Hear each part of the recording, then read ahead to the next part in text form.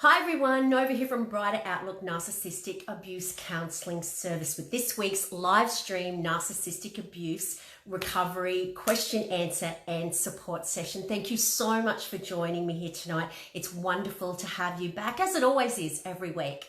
Everyone, as you join, please just do what you always do and comment your questions below and say hi, say whereabouts in the world you're tuning in from.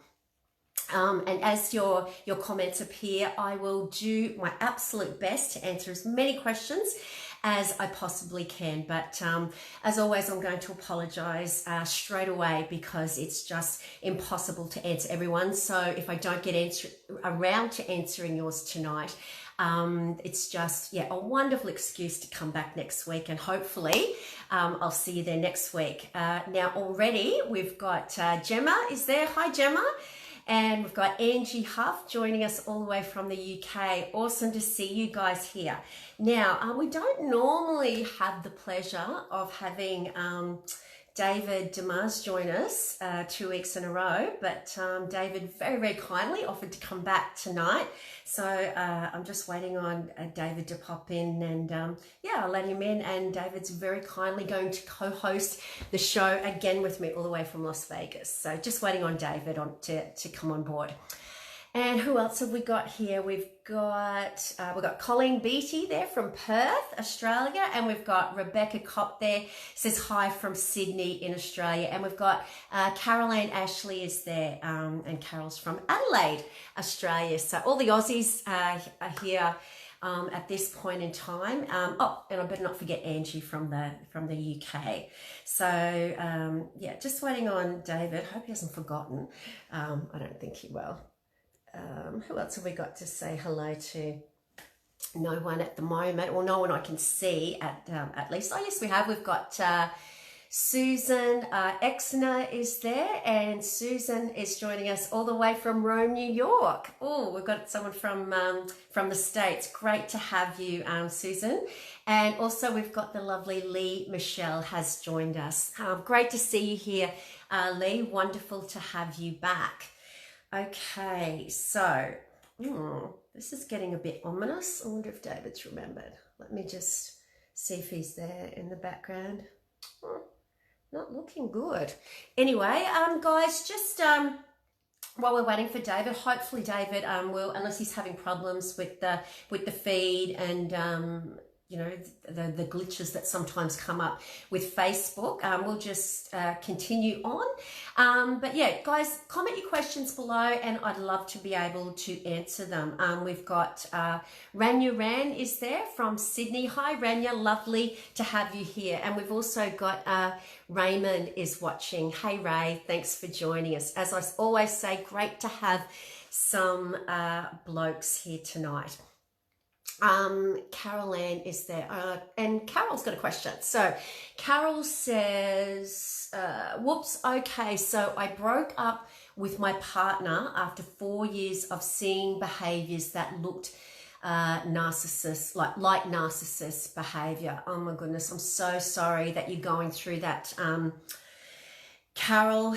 Look, for it, the time frame is irrelevant, and I don't want you to beat yourself up around how long it took you before you had that light bulb moment, because everyone is different, and you've got to remember you're in that fog. You're in that fog, and with the acronym being fear, obligation and guilt, and this fog blinds us. You don't know you're being gaslighted. You don't know that you're being brainwashed and manipulated, because you're being brainwashed and manipulated. So you're stuck in that fog. So if these behaviors have only become obvious because I don't know, you've started researching, or someone's, pointed it out to you, then that's your light bulb moment. But I'm just so glad that, well, hopefully, you've broken up. So I'm just so glad that you're now out of that trauma zone and that you can start to work on your healing. And I certainly hope that you've got lots and lots of support around you. Just speaking of support, guys, If, as most of you know, I'm a professional counsellor in Brisbane, but I do counsel people via Skype and telephone all over the world. So if you would like to have that little bit of extra support, that's my area of expertise, that's my passion, that's what I do. And I would love to be able to support you in your narcissistic abuse recovery. So please just inbox me here at Brighter Outlook. I know how hard it is to find a therapist who understands exactly what you've gone through and who is able to validate your trauma.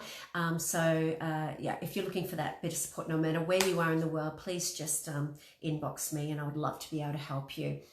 Okay, who else have we got? I don't think that David's is going to be joining us. So something I would say has happened, unless he's here somewhere and I just can't see him. No, okay. So obviously David's been caught up and he isn't going to be joining us tonight, which is a bit sad, but not to worry. You've got me and I'm sure David will be back next Tuesday night. Okay, who else have we got? We've got Maxine Green says hi from the Gold Coast. You're not too far away, Maxine. And we've got Carolyn Mobsby is there. Hey, Carolyn. And Carolyn's from Brisbane as well. Okay, who else have we got? Okay, Colleen Beatty is there, and Colleen says, how can I stop loving my ex-narc? It's been 8 months and I still cry. It's very hard to maintain no contact, and how can I do that? I guess what I want to say to you, Colleen, is that this is probably going to be the hardest thing that you ever do in your life, withdrawing from that which you are addicted to. And I don't say that lightly. I don't say that to sabotage your healing.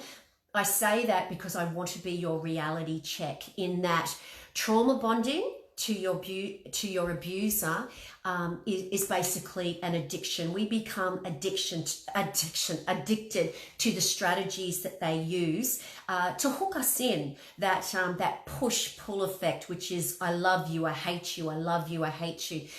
This is very, very seductive and very, very addictive. And you can't beat yourself up because you still have these feelings, but it's very, very important to be knowledgeable about trauma bonding so that you know these feelings you have towards your abuser are not your fault, and it is possible to break the addiction. But what you're going through is withdrawal. And I'm just seeing David here, so I'm going to let him in if I can. Oh.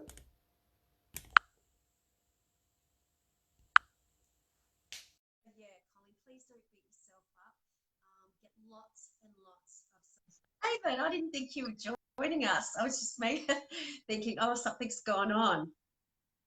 No, I was here. I don't think you saw me. I don't know what happened. No, I couldn't see you at all. Facebook's just hopeless. But no, I didn't see you at all. So I thought you must have been, I don't know, having some kind of problems. But yeah, the main thing is you're here, which is awesome. So everyone, we've got David as promised. So yeah, David, I've just said hello to a few people. So I'll just go and see who else is here. Nay C is there. Hi, Nay. And we've got Camellia Zamfer is there. Hey, Camellia. Deborah Betts is there. Hey, Deborah. Heidi Marie Sharon's there. Hey, Heidi. Okay, that's all I can see at the moment. So, David, back to our topic, which I haven't introduced because I wasn't sure what was happening. So, yeah, did you want to introduce it? Yeah, sure. I've been getting this last week or two a lot, and it's people wanting to know if their abuser, the narcissist that they were with, that they dated, if they realize that they're even hurting them. We know they lack empathy and stuff like this. They don't feel the pain that their partners feel, but are they aware that they're even hurting them? I get that a ton. And are they? Are you saying that are the narcissists aware that they're actually hurting their victims, like their partners? That's right. Yeah. They want to know. They want to know if they're really that evil. right? Yep. So, so I thought we'd have a show just kind of trying to help people understand what that is, Yep. what lack of awareness is, consciousness of what they're doing, things like this, impulsivity, things like this. I wanted to talk about tonight. I thought it'd be a good idea to help people understand. Yep, absolutely. I'm like you, David. I hear it all the time, and I guess it's just beyond comprehension. If you're coming from a place, as non-disordered people like you and I are, to actually believe, yes, they know what they're doing and they're doing it intentionally. How can someone be that evil that they can just step over you while you're sobbing uncontrollably because of something they've done to you? Sure. Yeah. I think we're trying to believe that they're playing on the same field that we are, I think. Yeah. Yeah. So there is a lack of awareness there. What is lacking empathy? That just more lacking awareness that the other person's hurting, that they're an individual, maybe not just an object. These are what awareness is, consciousness. I don't think they're completely aware like you and I are. I think most of our abusers, um, I think if we I don't think that they're as aware as we would be. I think that they would be more. I think somebody without a personality disorder doing what they do would be more evil, if that makes sense. Because maybe somebody without the personality disorder would be more aware of what they're doing. But, I don't want to take it away from an abuser. They know they're hurting you. Yes, of course. They know it's wrong. They know, this is why they excuse it. This is why they blame you. This is why they deny it. This is why they go and smear campaign, say you're the one abusing them. They know it's wrong. They're full of shame. They hate themselves. This causes a ton of impulsive behaviors that they regret and are ashamed of and can't acknowledge. They have never been taught, accountability and responsibility growing up. They never had to assume any of these things. I think they live in a total physical world only rather than emotional, where they don't really care who people are. And I think they objectify people, and don't realize they have feelings. So, on one end, they know what they're doing is wrong, but on the other, and I don't want to excuse what they're doing, but they aren't as aware as normal people are.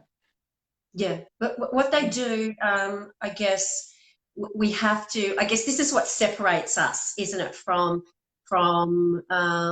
animals who act purely, on instinct.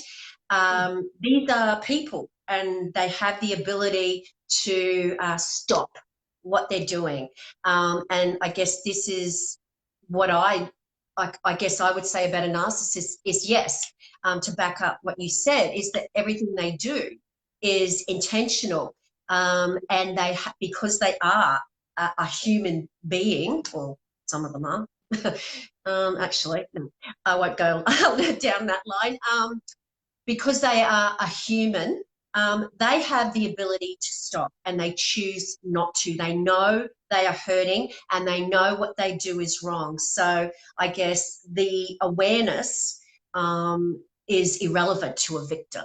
So yeah, we can say they have a lack of awareness, which is kind of, yeah, true, because they have that empathy switch is switched off forever, but they have the ability to stop from acting, as an animal on instinct. They have the ability to reason and they have the ability to know that their victims are hurting, and therefore they choose their actions. Their actions are intentional, but as we know, they go through their life basing everything they do, and as you said, objectifying everyone on whether it strokes their ego or not. Yes, we've got to be very careful. And that, yeah, I totally agree with you. They don't have that same awareness that we do, but we've got to be really careful of being their next victim by somehow, yeah, as you said, making an excuse for them, because there is no going back for them.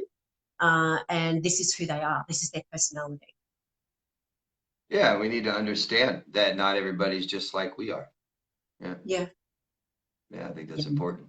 Yeah, Yeah. we kind of assume that everybody feels the way we do, and we Mm. say, yeah, it's not true. Mm.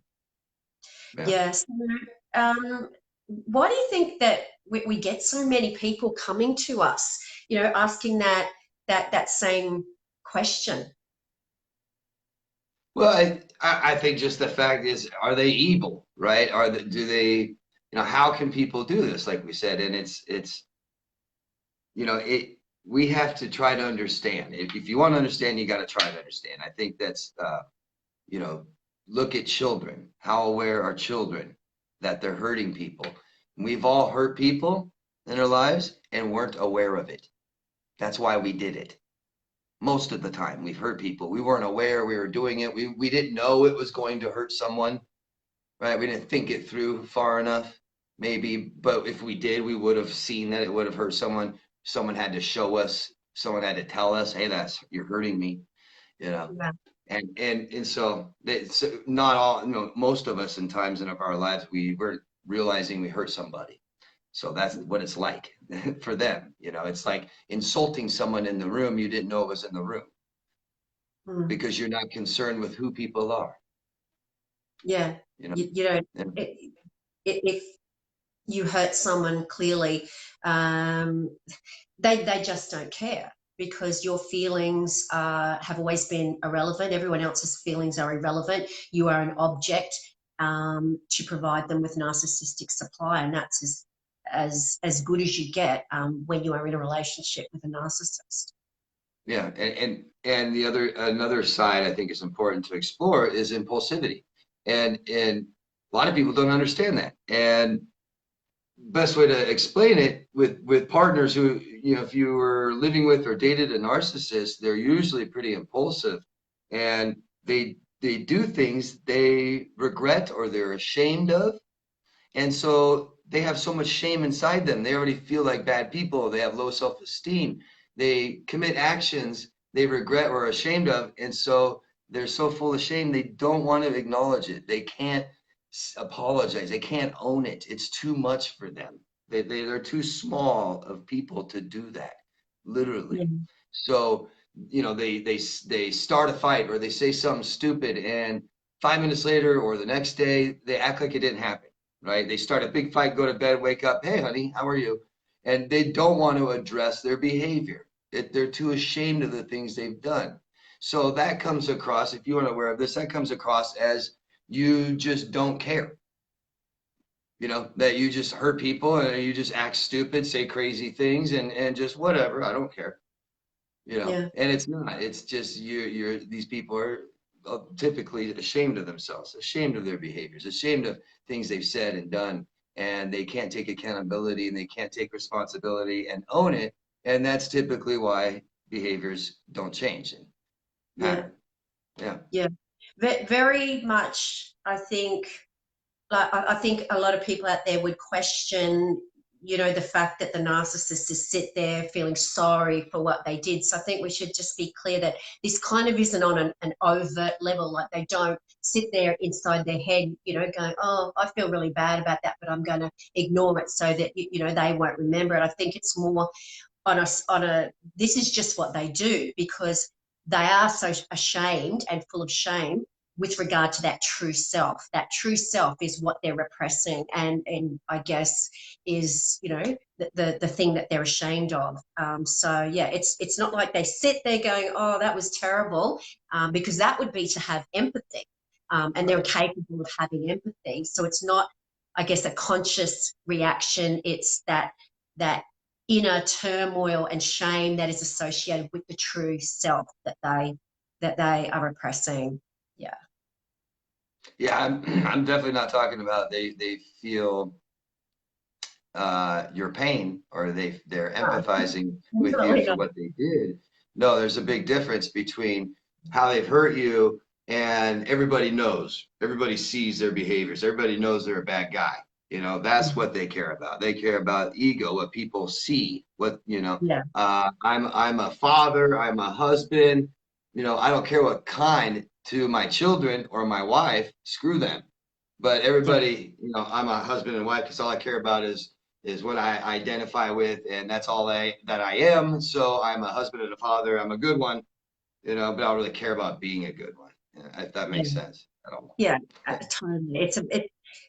What you kind of describe is just maintaining the facade, to certain people. And I guess this kind of supports our argument in that it shows the intentions of the narcissist, in that that facade is presented, the false self is presented when and where they choose, and they can switch that on and off whenever they want to.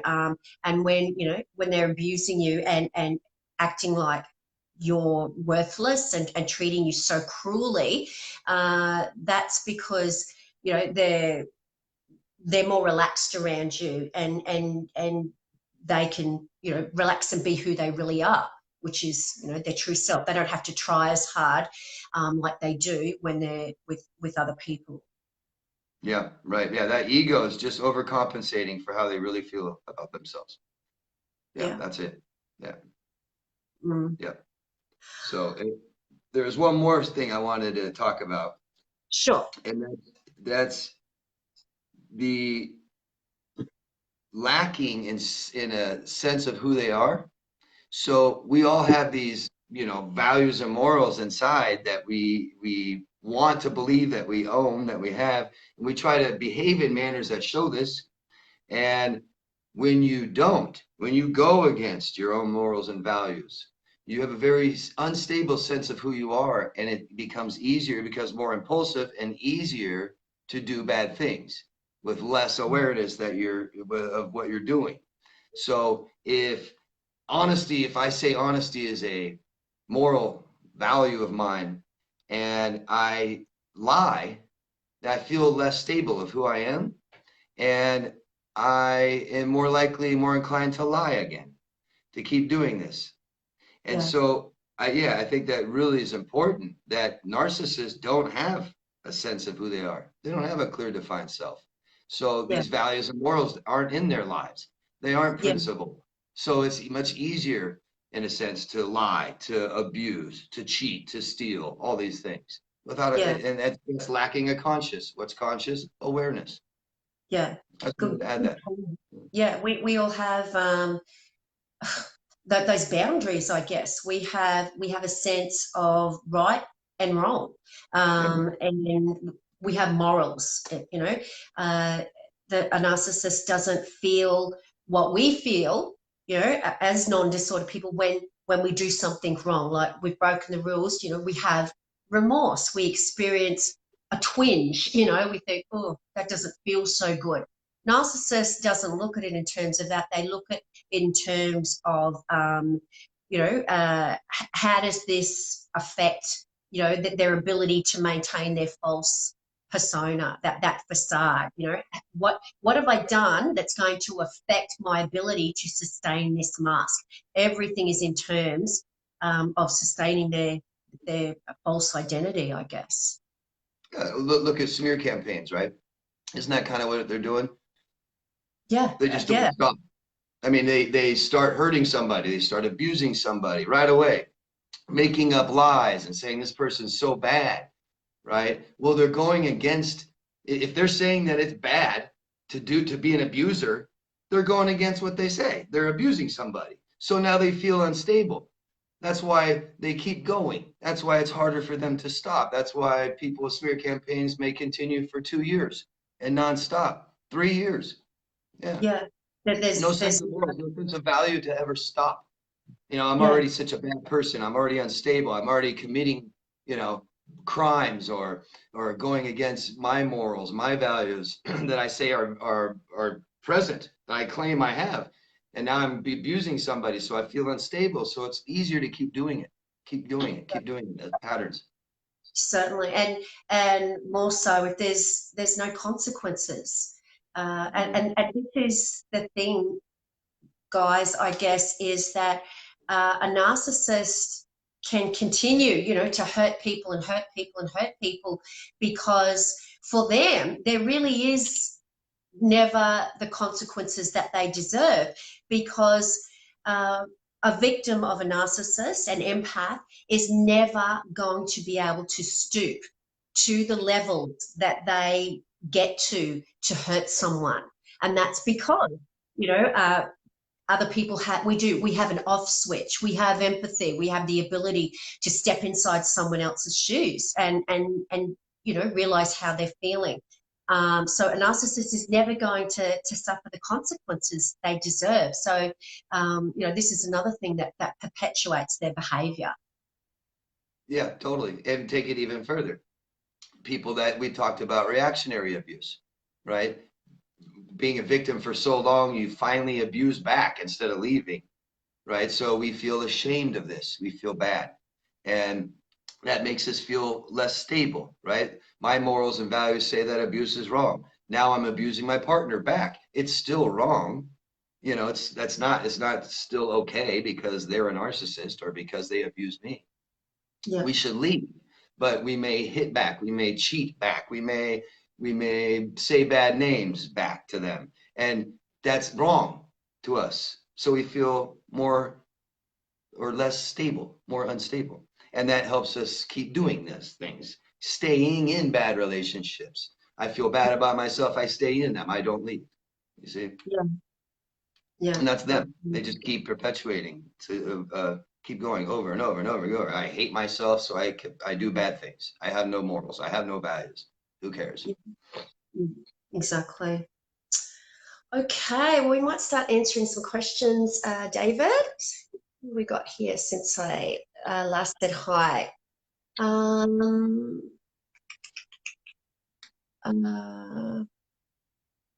we've got heaps more people.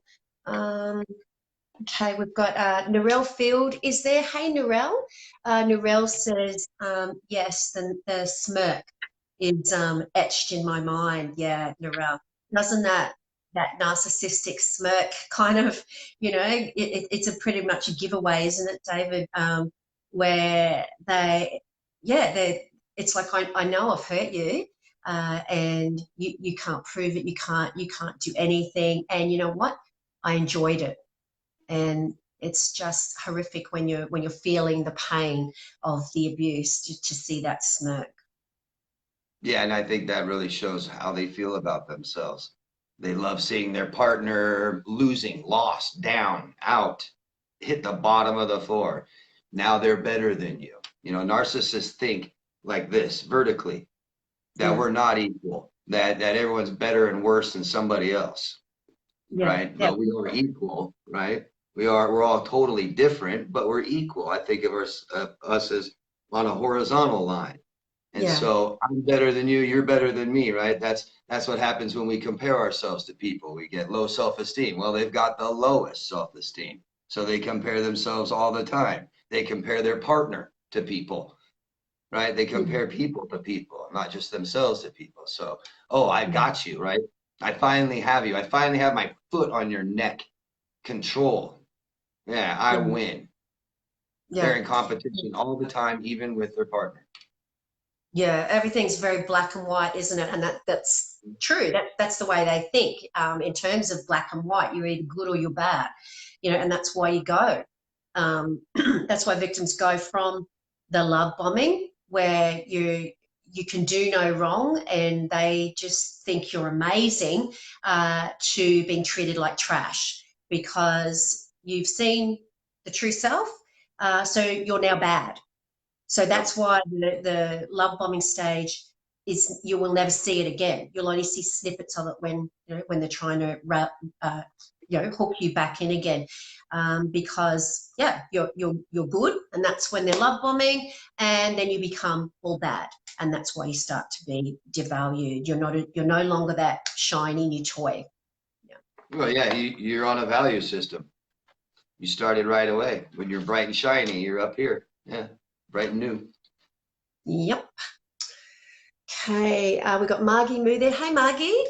Margie says they know and get pleasure out of it. Yep, you said it, Margie. That's, yeah, relates back to that smirk, which just is a dead giveaway. They enjoy it. They enjoy hurting you. Rebecca Kopp says they called me evil, but they were projecting their own problems. yeah, that's what they do. They, as you know, David said a number of times, they're full of shame, which is a reflection of that true self. So what they do is they, I guess, regurgitate that true self, and a narcissist projects all the time. If they're calling you a horrible name, they're basically telling you what they think of themselves. If they're accusing you of cheating or lying or stealing, they're saying to you, that's what I do, or what I'm capable of doing. So that's projection. Yeah, and it's very confusing for victims when they know that the narcissist is actually the one who's doing all those things.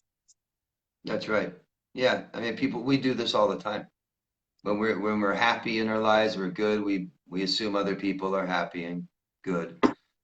Yeah, it works both ways, doesn't it? It's reverse projection is really something that the victim needs to become aware of, because they won't realize, certainly because they're not a narcissist, that they're actually projecting too. They're projecting all of their good qualities onto the narcissist, and that's why they think, you know, oh, I can fix them. You know, they're in pain. You know, they're only doing this because they've had something happen to them in their lives, and you know that no one can truly be that evil, and I'm going to help them become, you know, the person that they were supposed to be. And that's because, you know, we're actually projecting all our good qualities onto them. Yeah, right. But you're actually in a game, right? And if you don't know you're in a game, you always lose.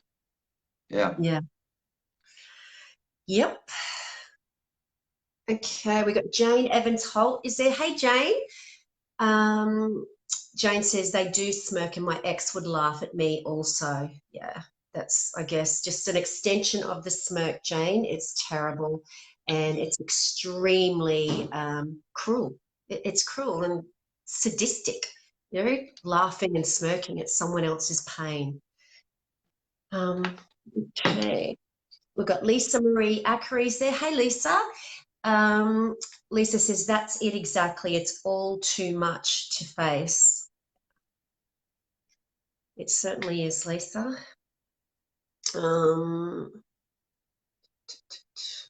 Rebecca says, word salad could turn emotions on and off in a second. Could be screaming at me, next minute wanting something from me. I thought I was going crazy. Did you want to respond to that, David? The word salad, what a great way to make you feel crazy.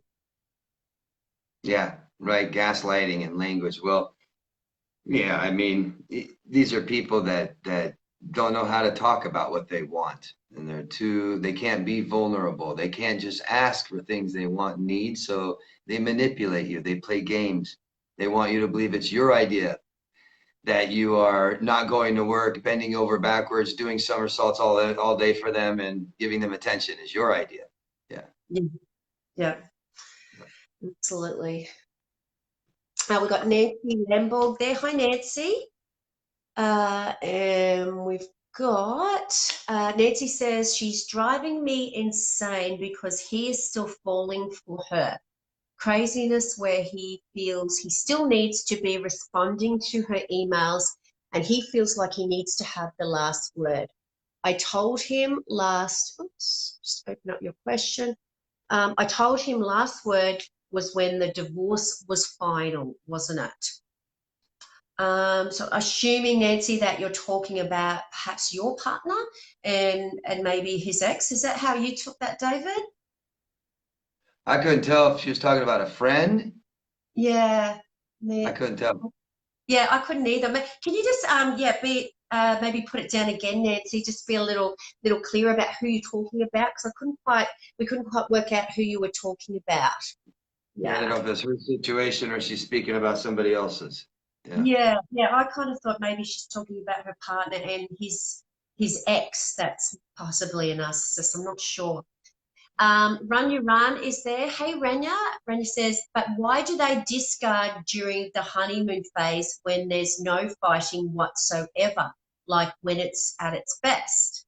Yeah, it certainly doesn't always happen at that stage, does it, David? No, this is impulsivity. Impulsivity is shows in the three major stressors of life: where you live, your employment, and your relationships.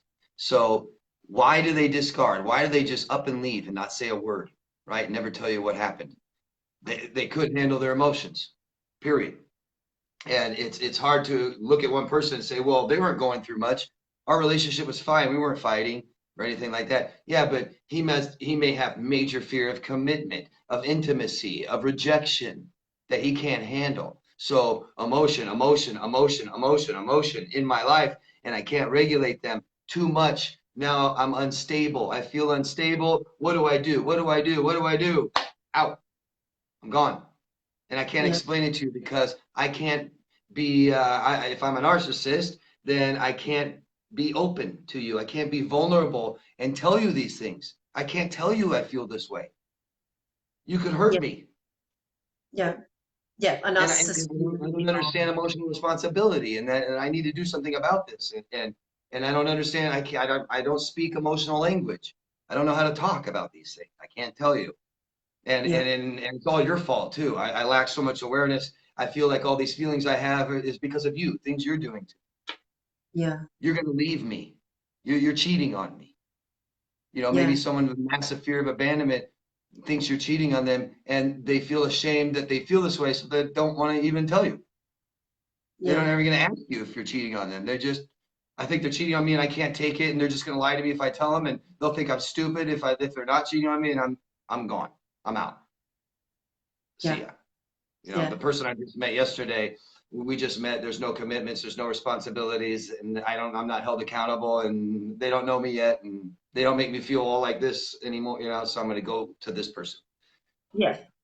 Yeah. And I guess it also, I guess, with all of everything that David has just said, is the fact that we don't know, where they are in terms of narcissistic supply. So, you might be, if that's happening, you might be, or has happened, they might have, a few other people on the go at once. It just depends, on the narcissist. If they stringing along, two or three other victims, then, they're going to play you. They're going to manipulate you and come back when and if they're ready. So, yeah, I guess it just depends, Rania. And if that's happening to you, I would look at, the other sources as well that this person has got going on besides you. Yeah.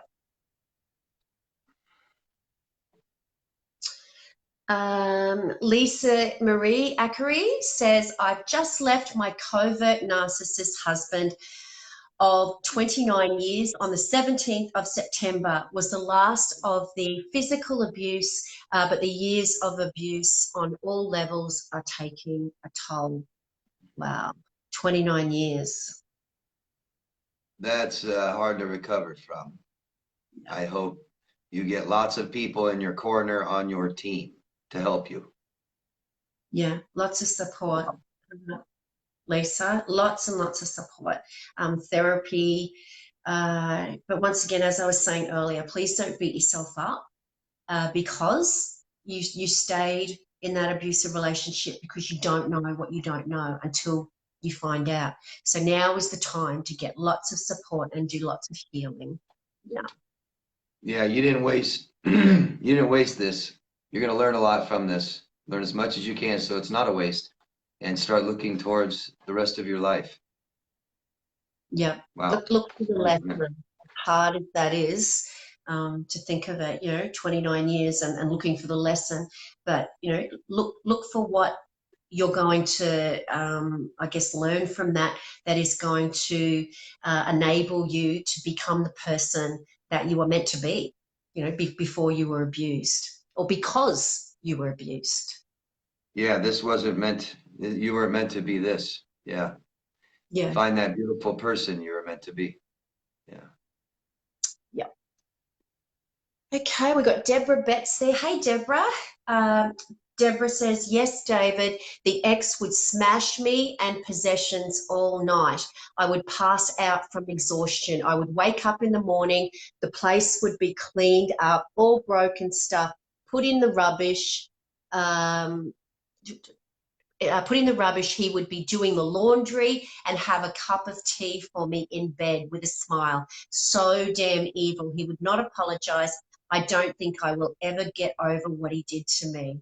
Oh, my goodness. There Yeah, you like go. what happened. Yeah, so he's obviously completely ashamed of what he's done, and that doesn't mean that he feels bad for you. There's a difference, big difference. I don't want anyone to come over and see this. I don't want to have to talk about this, about who I am, right? Exactly. Yeah. Yeah. To feel bad for you, that would be empathy. And empathy is to be vulnerable. To have it, that's why a narcissist is devoid of empathy, compassion, remorse, because to have empathy for someone else is to remain vulnerable. It's a weakness. And that false mask that they wear is about never getting hurt again and being superior and grandiose and better than everyone else. So yeah, it's not about, it's not because they feel bad, clearly it's because they don't, because of that internal shame associated with the true self. Right.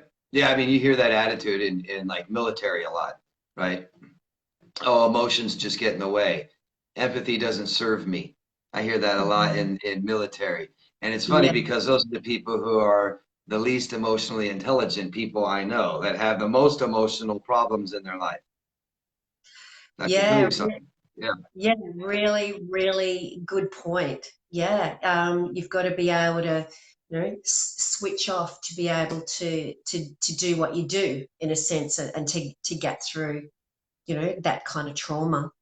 Yeah, Yeah, and it serves you it serves you in some area of your work life. Sure, military, being a police officer, some, maybe some kind of doctor, surgery, I don't know, but in your emotional life doesn't serve you. That yeah, attitude. yeah, you've got to be able to, and this is the thing. You know, we know that lots of people are able to do that. People that work in uh, who are in the army, the defence force, people who work in positions where they have to do things that just doesn't, sit well with them to be able to, I don't know, fulfill their duties in their job. But Yeah. these people, I guess, are able to um, become who they are when they go home. In that sense, what I mean is they are able to have emotions, and a narcissist can't do that. They are who they are. That is their personality, 24/7. That's right. Yeah, our brains do that. We can go to work and or that part of our brain clicks on while we're at work, and the emotional part of our brain clicks off. And so that can serve us having that attitude, but having that attitude throughout our whole life, you're just ignoring the emotional part of your life, which will fail if you do that. Yeah.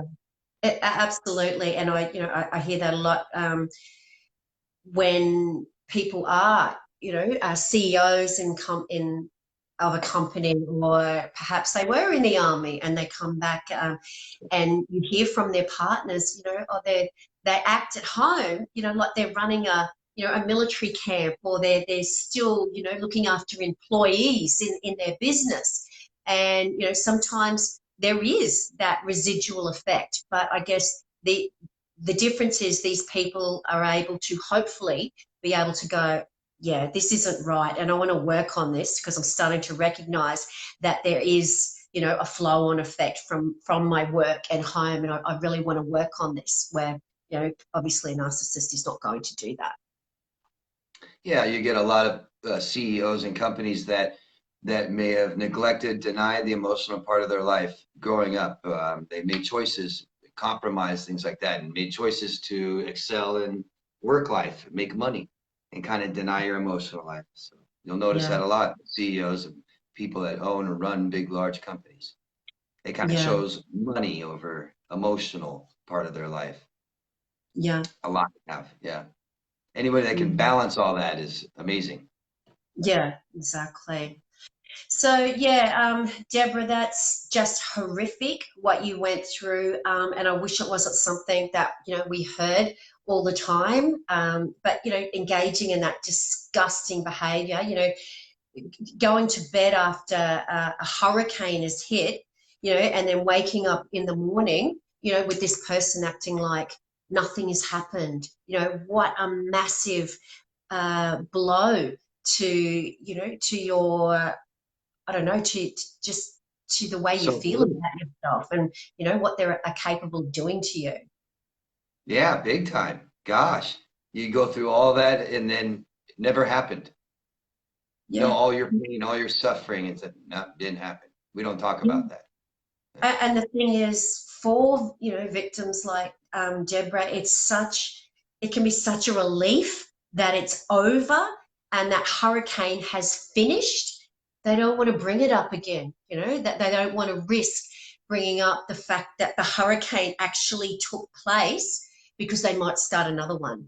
And this is just conditioning and brainwashing when you're in these abusive relationships. Yeah, you get golden periods, right? After the breakup, after the cheating, after you get beat up, you wake up the next day, the house is clean, breakfast is there, and all these endorphins and stuff rise in your brain, and you feel good and you don't feel bad anymore, and you just want it behind you. You don't want to talk about it again, don't want to bring it up, don't want it to happen again. Yeah. Yeah, yeah, and that I guess just that utter relief that that is over, and that the cycle has come around again. And you're rewarded with those hormones. You're rewarded with that. Good. Yeah, Don't say anything. Yeah. yeah, it feels good, but what you're really experiencing is relief from the symptoms of the abuse, and this is just the crazy making of the push pull and just how addictive it is. Yeah. Good. We've got Paul Llewellyn is there. Hey, Paul. Paul says, try being an empath. It's like we attract them like honey. Yep. Married 23 years to one, and no, just buried a girlfriend who was the same. I'm so confused. David, did you want to talk to Paul? I'm sorry, Paul. But the best thing that might be able to help you is go back, and I say this a lot, is go back to your childhood. It'll help you with more answers on why all this happened, instead of just these are bad, evil people. Try to realize why we're doing this. Why are we dating people like this? And the empath, you're focused on other people's feelings and emotions. That's usually from your childhood. That means probably instead of parents giving you the emotional attention, focusing on your emotions, what your body's doing, they probably had their own voids, and they're focusing on their own emotions, their own void, their own problems. Whether they're drinking or asleep or not home or working all the time, whatever, fighting. They neglected you probably, and you didn't pay attention to your emotions. You're paying attention to other people's emotions. That's why we are empathic. We can sense how people feel. We know what mood people are in when they walk in the room. Um, Things like this, and we feel emotionally responsible to help people all the time, and we feel sorry for people and stuff like this. So that's, I think, usually that's what tends to help people understand the most, is look at the whole big picture of your life, because we've got to realize that this isn't your fault, and if you think that at all, then it's going to be really hard to get better. You're going to think you're a bad person, you deserve this, stuff like this, and we tend to stop there, which is Yeah, a catastrophe, tragedy. yeah. Great advice there. Okay. We've got Donna Hallam is there. Hey, Donna. Uh,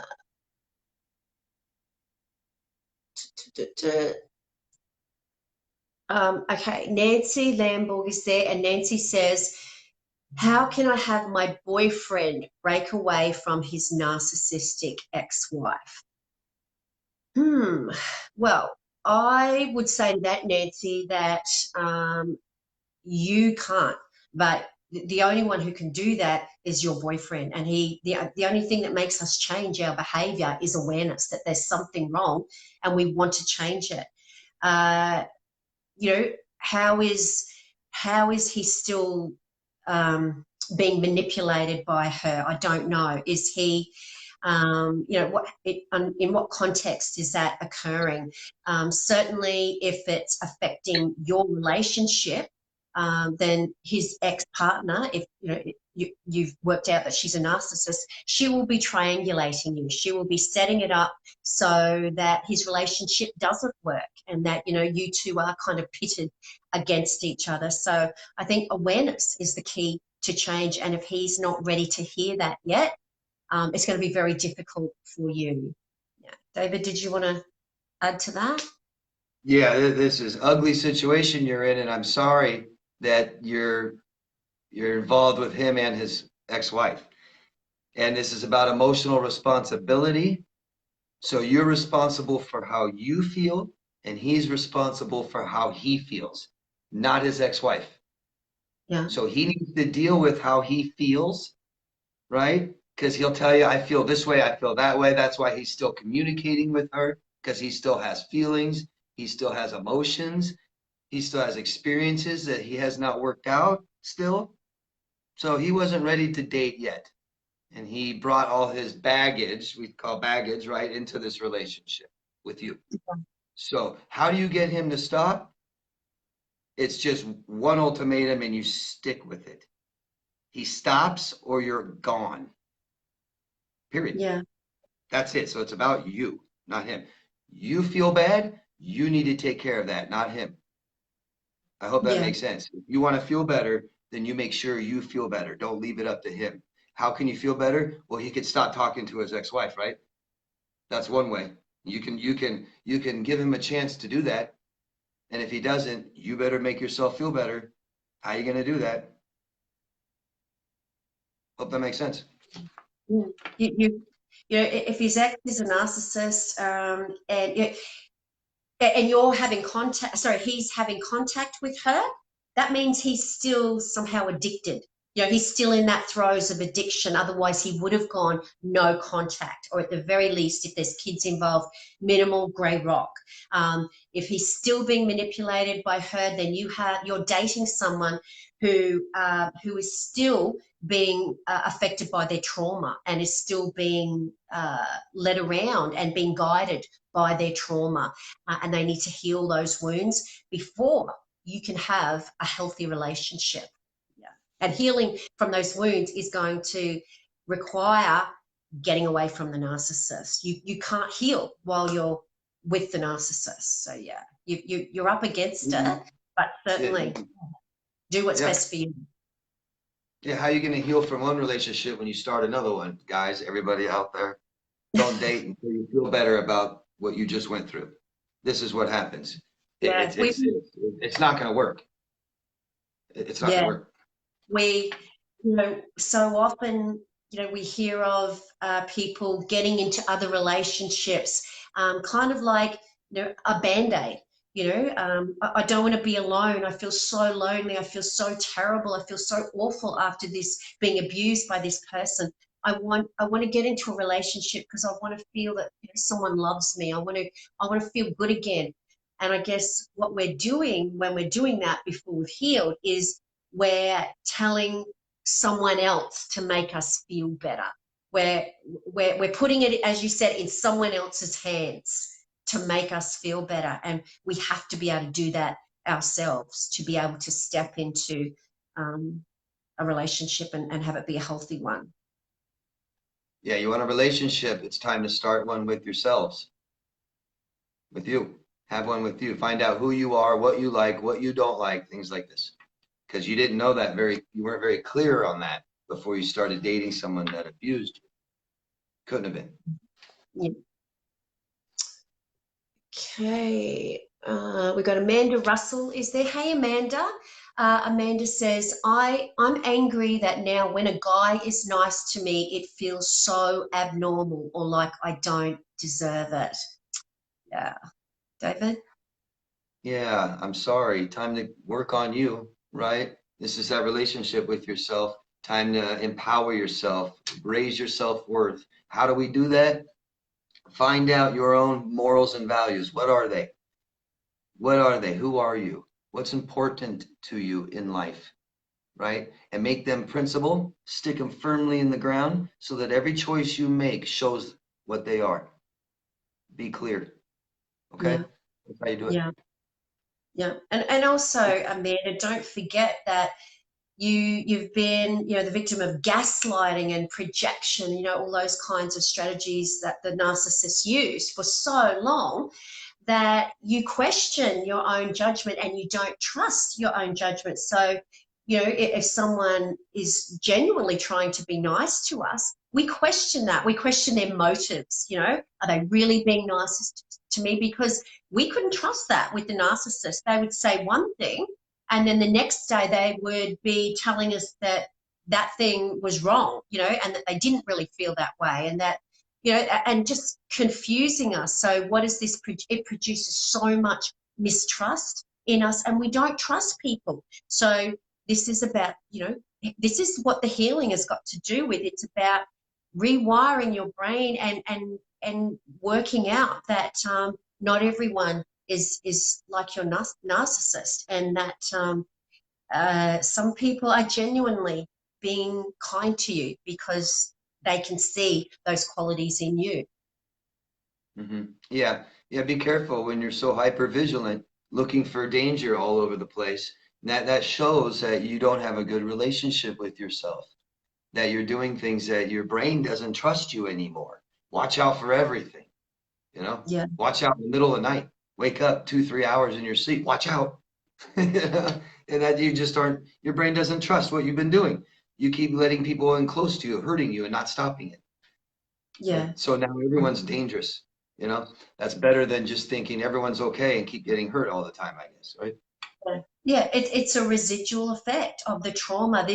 Those behaviours, being hyper vigilant 24/7, that kept you safe. Kind of like, the people who go to war. People in the defence force, in the army, sitting in those bunkers all day, or just waiting for the next grenade to drop.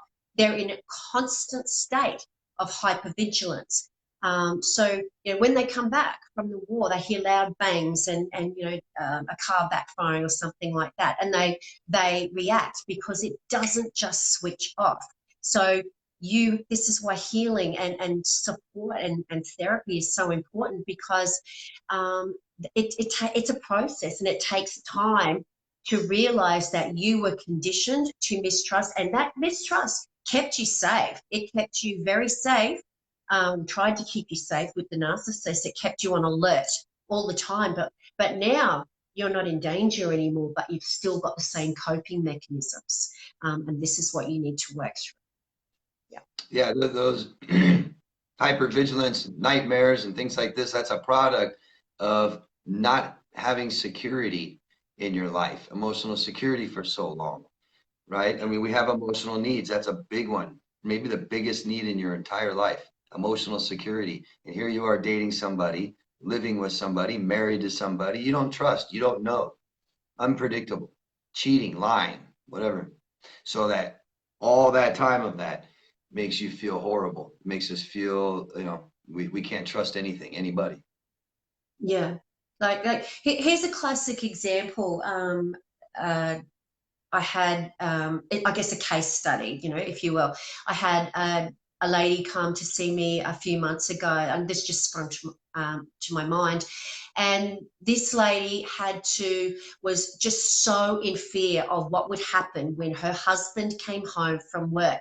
She would hide her handbag in a spot where he couldn't find it. Not because she'd done anything wrong, but she was so used to him rifling through her bag, to see if she'd been anywhere.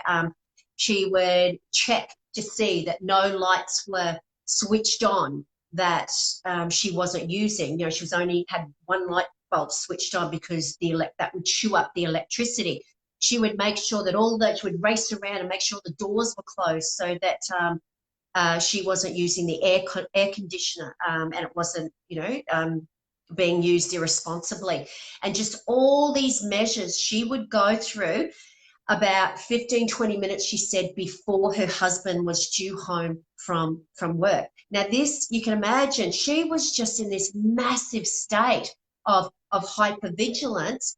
And even those protective measures that she engaged in, those coping mechanisms, were never enough, because he would always find, something. The kids would have left their school bag in the kitchen, or or dinner wouldn't have been on time. There would have been something that was wrong. So she was just in this constant state. So now that she's out of that relationship, this is still happening. They're pretty much the same thing. She's just on alert 24/7. And it's so damaging, being in having your adrenaline pumping 24/7 while you're in a state of fight or flight all the time.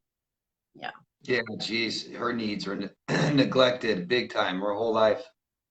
You can just Yeah. tell. I mean, you're in a relationship where you have no security, no privacy, no autonomy. She had no self in that relationship. She lost herself completely.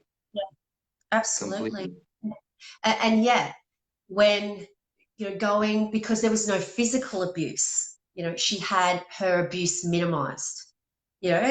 She came to me after seeing another therapist, and it was like she kind of felt like she was just being a drama queen, as the narcissist caused her, because she would say things like, oh, he used to get cranky if I had more than one light on, or and as the words she was saying it would just sound so insignificant. Yeah. And of course, she was made to feel like the abuse wasn't that bad by other people. And this is just the nature of narcissistic abuse. It's that accumulative effect, the complex post-traumatic stress disorder.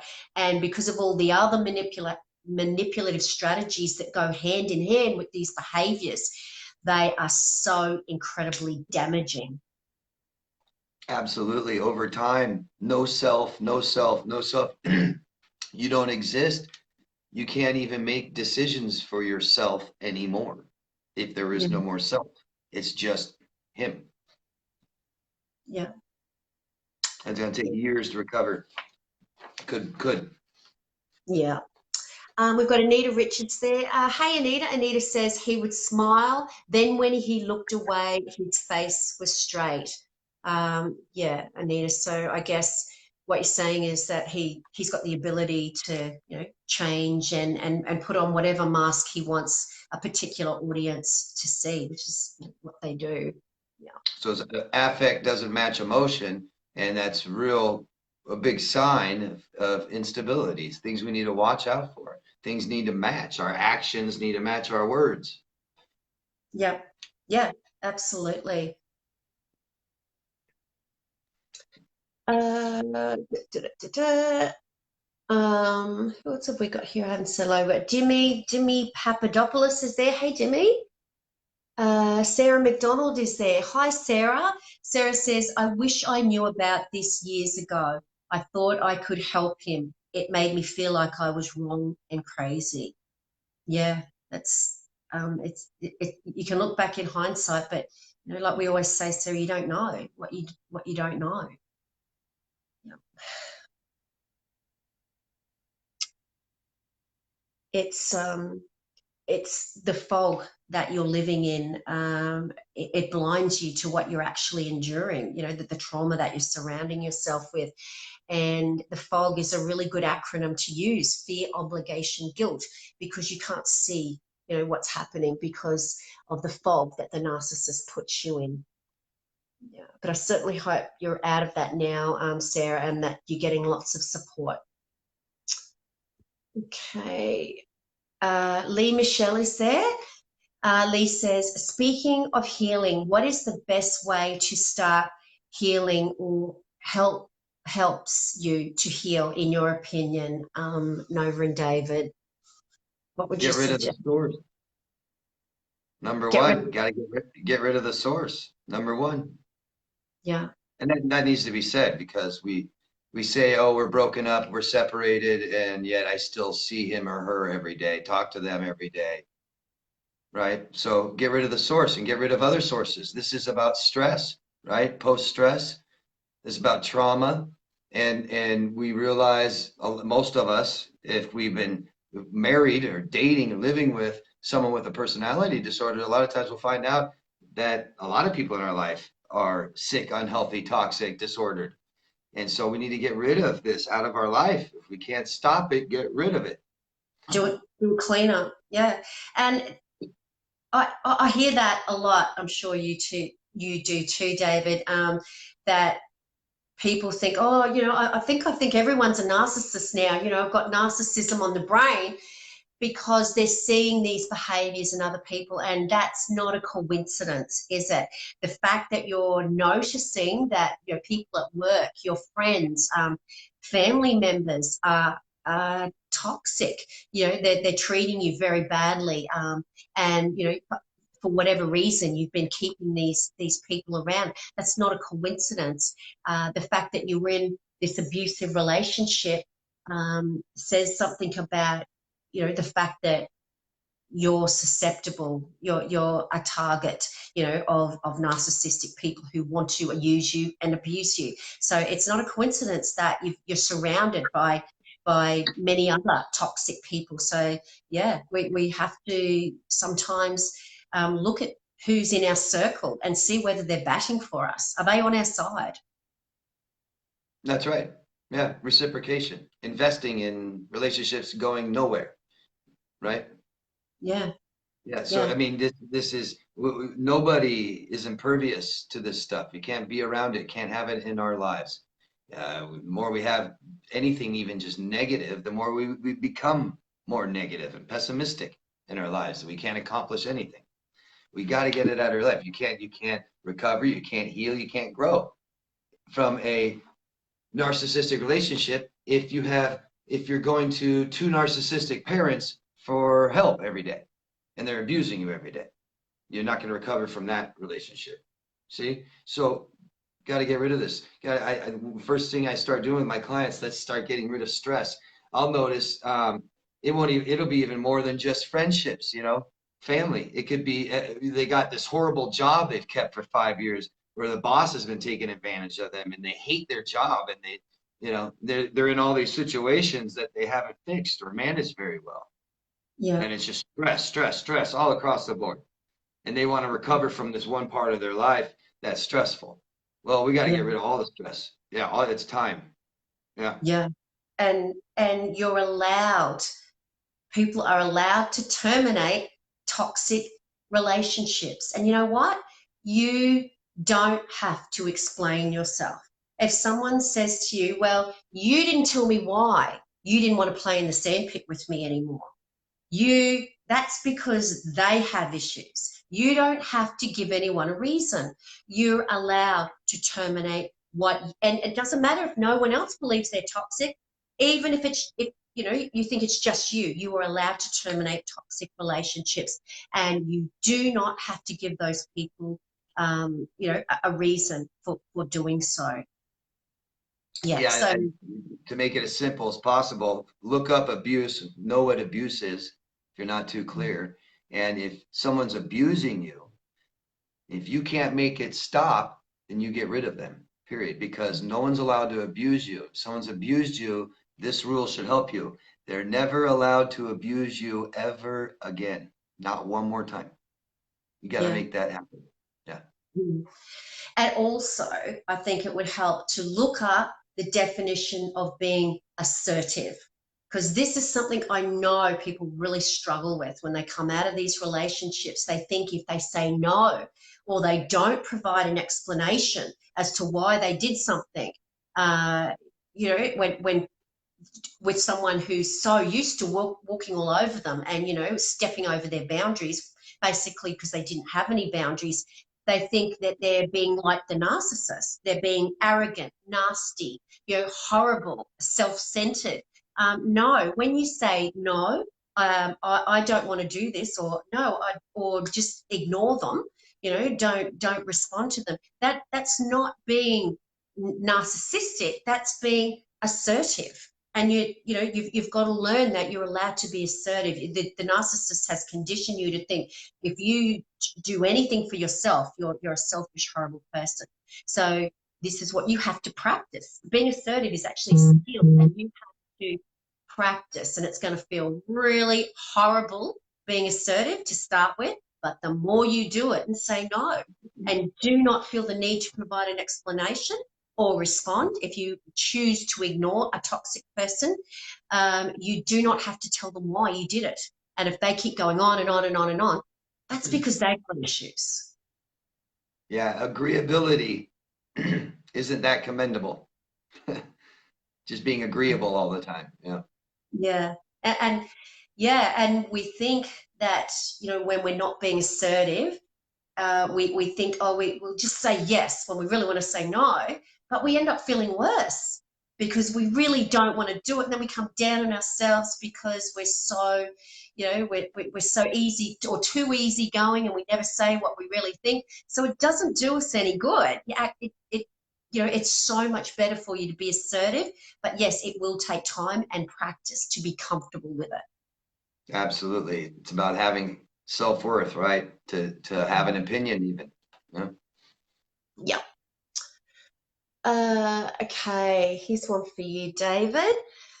Colleen Beatty's there. Hey, Colleen. Colleen says, would he ever look back one day and know that I was a good person and maybe regret what he did?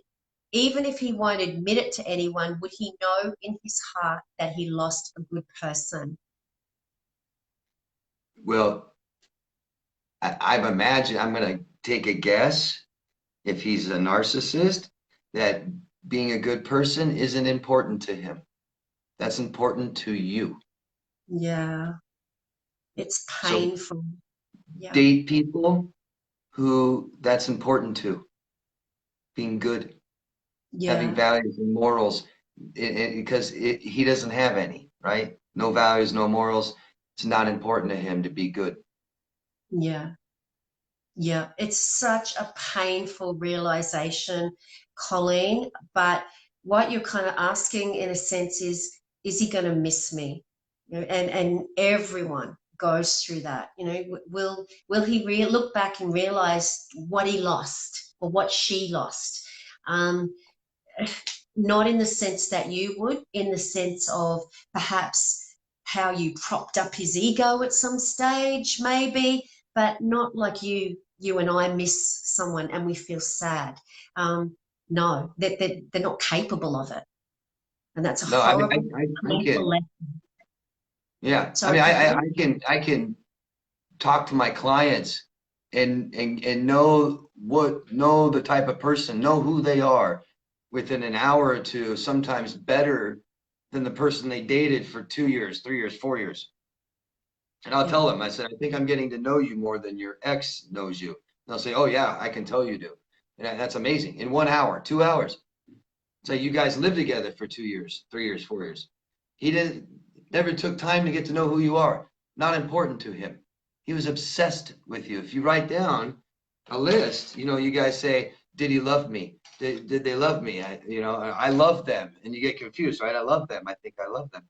Write down everything you loved about them, everything you love or loved. And then write down another list, everything they loved or love about you. And you will see it's just physical. It's not about who you are. It's your body, it's your laugh, it's the way you felt, made them feel, your job title. These are the things that he loves about you. yeah, So easily replaceable when it's not about who the person is, what they yeah, do. yeah. And yeah, it's a painful thing to kind of wrap your head around, Colleen. But they we want to think that they're sad, or one day they'll look back and go, oh, and it's not worked out with anyone else. I wish I'd kept Colleen, but it wouldn't be for the reason that you would want. It would be, if he does miss you, it would be because you gave him something physical. You gave him narcissistic supply in some way, and that's Sex, not. money, attention, sex, money, attention. What else Yeah, is there? and that's not I just want to stress this, that that's not a reflection of you. That's a reflection of him. That's not, please don't base your self-worth on what a psychopath slash sociopath thinks about you. Okay, that's a reflection of him. That's right. But it's important to realize that there's just people out there, and they don't have to be a psychopath or sociopath. There's just people out there that don't care about who people are. It's not important to them. Yeah, they go through life seeking to have their needs met. You know, just like a shark swims around looking for blood endlessly. That's what a narcissist does in looking for narcissistic supply. That's a great analogy. I like that, because if you don't have your emotional needs met, life doesn't become accommodating. It becomes life or death. And if you take away all the great things that we, have added as humans to our life, and you just go try and live out in the woods by yourself, and you stop being able to get your food and your water and things like this, man, you turn into an ugly animal. Yeah. Yeah, if you don't get what you need, we turn ugly. Yeah. And I've seen the best people in the world be real ugly, real fast, and they are great people. They're not getting what they need, and they get scared, and it becomes unstable, and people become impulsive, and they do things they regret, like narcissists. They're in fight or flight mode. They're life or death because they do not have anything they need, because they cannot supply it to themselves.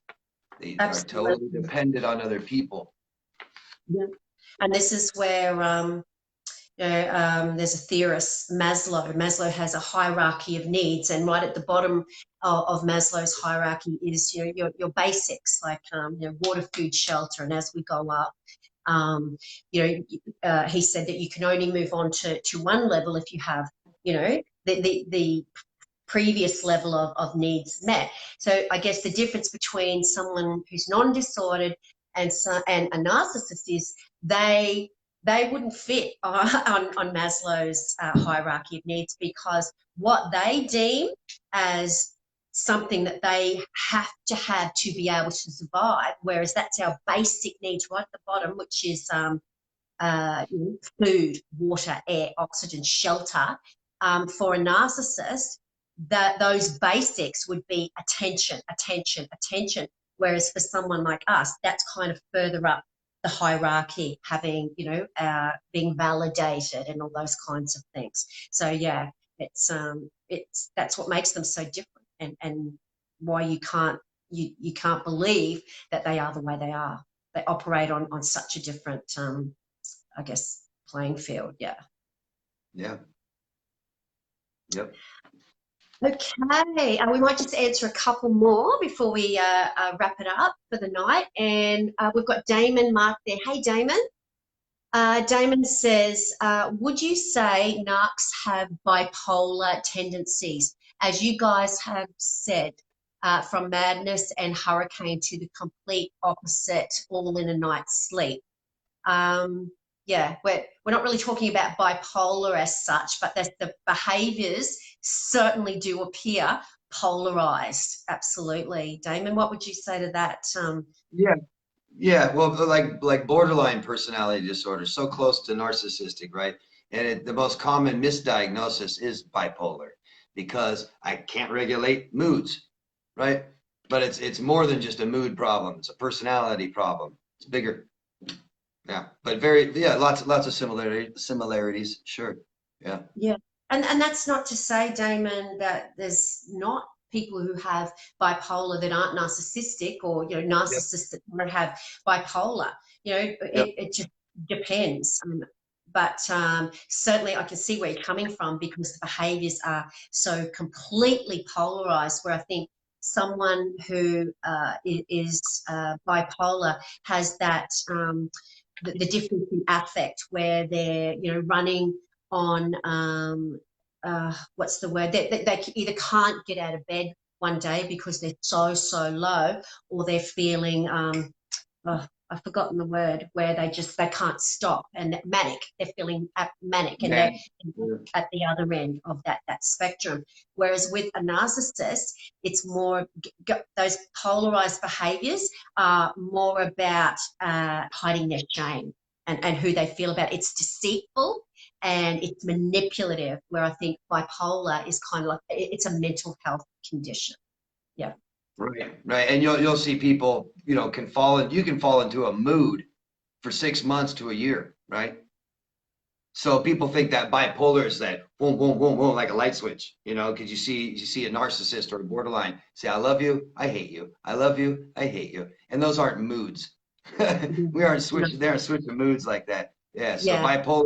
bipolar, they'll have manic moods maybe 2, 3 times a year, stuff like that. Yeah. Yeah. Yeah. And there's help, for people with bipolar. There's medications, there's therapy and all that kinds of things, because it is, something that is that they I guess the hormones in their body are affecting them. A narcissist, this is their personality, and that those polarized moments that David said, where it's like a light switch going on and off, that's about deception and manipulation and getting their needs met. It's not because they have these overwhelming, hormones that are taking over. Yeah, regulating mood compared to contrast to regulate emotion. Yeah. Our emotions do this, not our mood. Yeah. Yeah. We've got Semi Ria is there. Hi, Semi. Okay, we'll just answer one more before we go. And we've got Crystal Jane there. Hi, Crystal. And we got Claudette Abbott is there. Hey, Claudette. Claudette says, it is so hard to explain how she manipulated my life and the situations to gain what she wanted. Yeah, it's incredibly hard to try and explain it to anyone who hasn't been through it. Claudette, absolutely. Okay, and we've got Zeta Mola there. Hey, Zeta. Yamil Armenteros is there. Says hi, Nova and David. Hey, Yamil.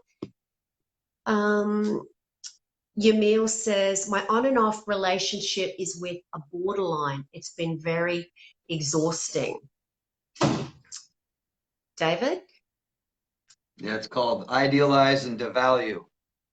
Impulsivity, up and down. I love you, I hate you. What's the title of that book? I hate you, don't leave me. Yeah. There's impulsivity all at the same time. Yeah. Yeah. Once again, very black and white in their thinking, and there's lots of overlap between borderline and NPD.